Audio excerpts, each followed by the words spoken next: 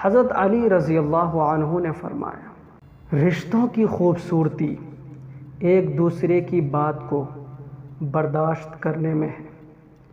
بے عیب انسان تلاش کرو گے تو اکیلے رہ جاؤ گے۔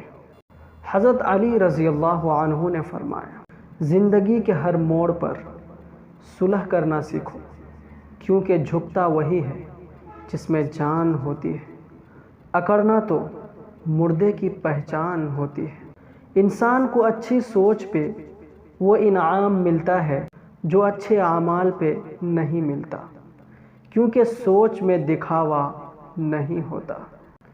جس سے حد سے زیادہ محبت ہو اس سے اتنی ہی نفرت بھی ہو سکتی ہے، کیونکہ خوبصورت شیشہ جب ٹوٹتا ہے تو خطرناک ہتھیار بن جاتا ہے۔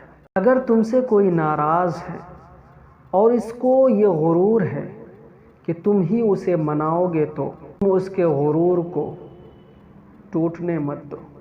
حضرت علی رضی اللہ عنہ نے فرمایا، خدا کی قسم فاطمہ نے کبھی بھی مجھے ناراض نہیں کیا اور کسی بھی کام میں میری نافرمانی نہیں کی، اور جب میں فاطمہ پر نظر ڈالتا میرے رنج و غم دور ہو جاتے تھے۔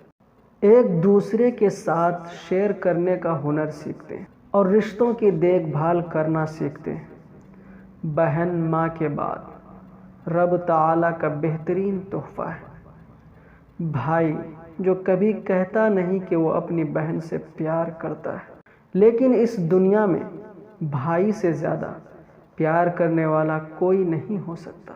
حضرت علی رضی اللہ عنہ نے فرمایا، کبھی کسی کو دکھ مت دو، کیونکہ معافی مانگ لینے پر بھی دل میں درد باقی رہتا ہے، جس طرح دیوار میں سے کیل نکالنے پر سوراخ باقی رہتا ہے۔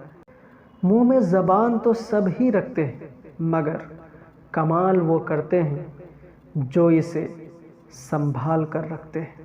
کچھ لوگوں کے ساتھ خون کا رشتہ بھی نہیں ہوتا، مگر خوشبو اپنوں والی ہوتی ہے۔ دراصل رشتے خون کے نہیں، احساس کے ہوتے ہیں۔ حضرت موسیٰ علیہ السلام نے ایک بار اللہ تعالیٰ سے سوال کیا، اے اللہ، تیرے ناراض ہونے کی کیا نشانی ہے؟ ہمیں کیسے پتہ چلے تو ناراض ہے؟ تو اللہ تعالیٰ نے فرمایا، جب تو دیکھے بارشیں بغیر موسم کے ہو رہی ہیں، حکومت بے وقوفوں کے پاس ہے، مال بخیلوں کے پاس ہے، تو سمجھ لینا میں ناراض ہوں۔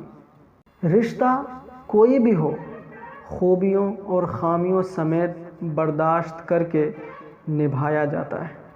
اے اللہ، ہم سب کے والدین کو ان لوگوں میں شامل کر جو بغیر حساب کتاب جنت میں داخل ہوں گے۔ کسی نے پوچھا، غرور کیا ہے؟ جواب ملا، خاک سے بنے انسان کا اپنی اوقات بھول جانا۔